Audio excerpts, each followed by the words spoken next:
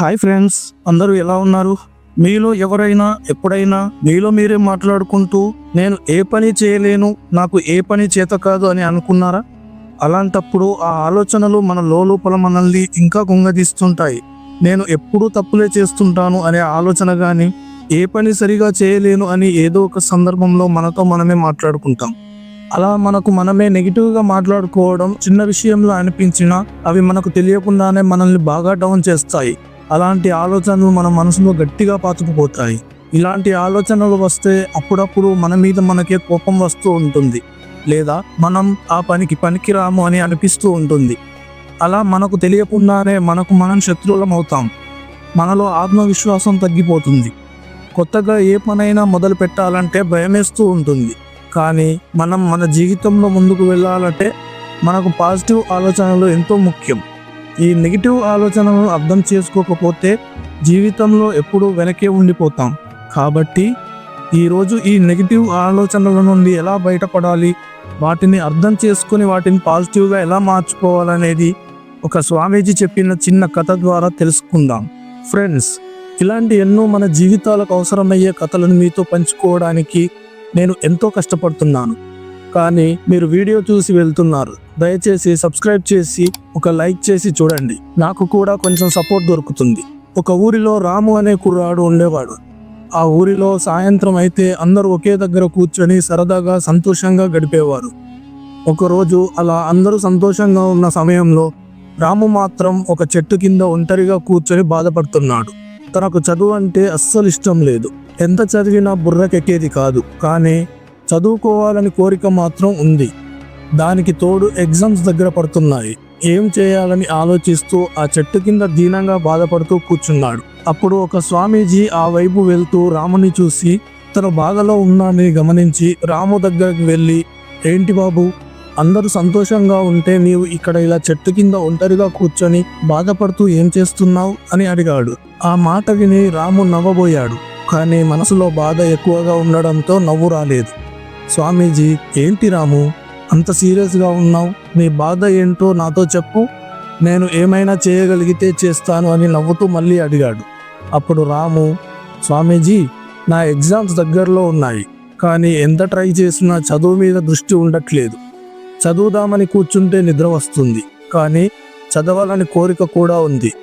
ఇదంతా చూస్తుంటే నాపై నాకే అసహ్యం వేస్తుంది. మనసులో రకరకాల ఆలోచనలు వస్తున్నాయి. ఈ చదువు అనేది నాకు చాలా కష్టమైన పనిలా అనిపిస్తుంది. ఒక్కొక్కసారి నేను ఇది చేయగలనా అనే నెగిటివ్ ఆలోచనలే వస్తున్నాయి. చదువు అనేది నాకు అస్సలు సెట్ అవ్వదు. ఎప్పుడు చదువుదాం అని కూర్చుంటానో అప్పుడు నా ప్రయత్నంలో ఓడిపోతా. పుస్తకం మూసేసి బయటకు వెళ్ళిపోతూ ఉంటా. ఫ్రెండ్స్తోనో పక్కింటి వాళ్ళతోనో టైం పాస్ చేస్తూ ఉంటా. నాకు ఎంత చదవాలని ఉన్నా చదవలేకపోతున్నాను. 2 నెలల్లో నా పరీక్షలు ఉన్నాయి. అందులో ఎలాగూ నేను ఫెయిల్ అవుతా.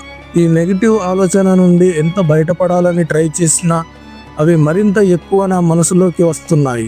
వాటి గురించి ఆలోచిస్తేనే భయం వేస్తుంది అని చెప్పాడు. స్వామీజీ రాము మాటలన్నీ ఓపికగా విని, నీ బాధ నాకు అర్థమైంది. కానీ చదువుకుందామని నీవు కూర్చున్నప్పుడు నిజంగా నీకు ఏమవుతుంది, వివరంగా చెప్పు అని మళ్ళీ అడిగాడు. రాము, స్వామీజీ, పరీక్షలు దగ్గర పడుతున్నాయని ఎప్పటి నుండో చదవడం స్టార్ట్ చేశాను. కొంత చదవడం కూడా పూర్తయింది. కానీ మిగిలిన సబ్జెక్టు చదవాలంటే రోజుకి 10 గంటలు కష్టపడాలి. అది తలుచుకుంటే ఇంత కష్టం నేను చేయగలనా అని భయమేస్తుంది. చదవాలంటే నా మనసు నాకు సహకరించట్లేదు. ఇంకో ప్రాబ్లం కూడా ఉంది అన్నాడు. స్వామీజీ, ఆగు రాము, ఒక్కొక్కటిగా చెప్పు. నీకొచ్చే ఒక్కొక్క నెగిటివ్ ఆలోచనను అర్థం చేసుకున్నా.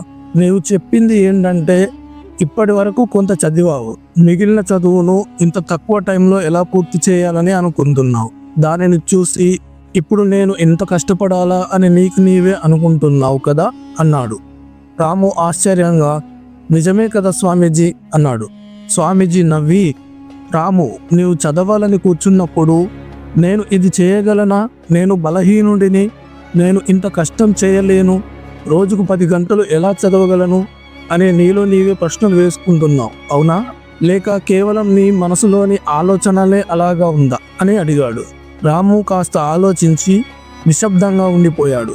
స్వామీజీ మళ్ళీ, ఎవరు చెప్పారు నీకు ఇంత సామర్థ్యం లేదని? నీవు ఈ చదువుపై ఫోకస్ చేయలేనని ఎవరైనా నీతో అన్నారా? లేదు కదా. అయితే నీకు నీవే నేను బలహీనుణ్ణి, నాకు చేత కాదు అని ఎందుకు అనుకుంటున్నావు? అది కేవలం నీ మనసులోని భ్రమ మాత్రమే. నీవు ఈ ఆలోచనను మళ్ళీ మళ్ళీ నీలో నువ్వే అనుకొని దానిని నిజం చేసుకుంటున్నావు అని అన్నాడు.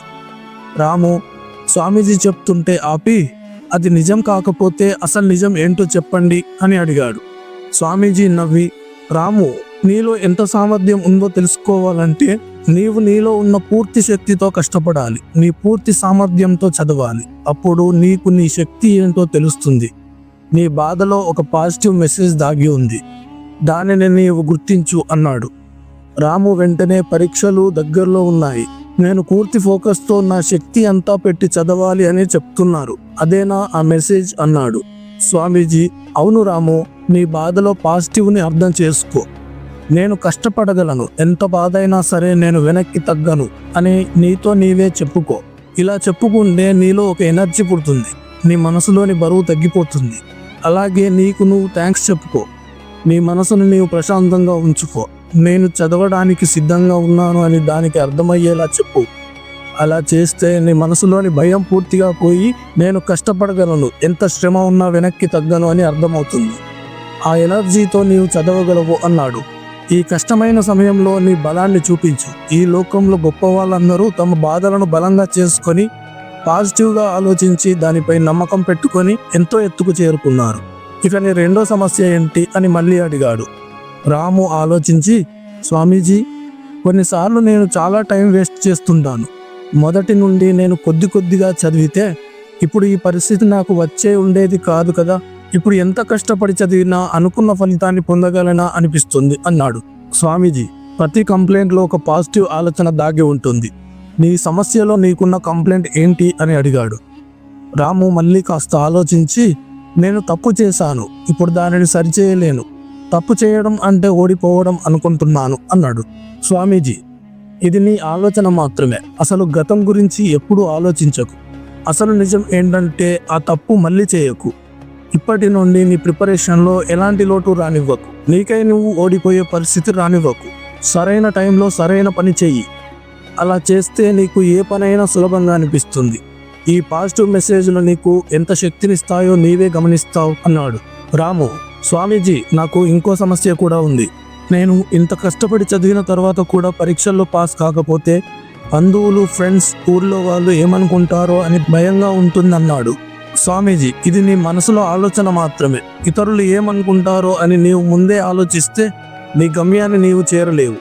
మొదట నీ పనిని నువ్వు సక్రమంగా చేయాలి. ఆ తర్వాత వచ్చే ఫలితం గురించి ఇప్పుడే ఆలోచించి ఆగిపోకూడదు. నీవు ఎప్పుడైతే ఇతరుల గురించి ఆలోచిస్తావో అప్పుడు నిన్ను నువ్వు చిన్నచూపు చూసుకుంటున్నావని అర్థం.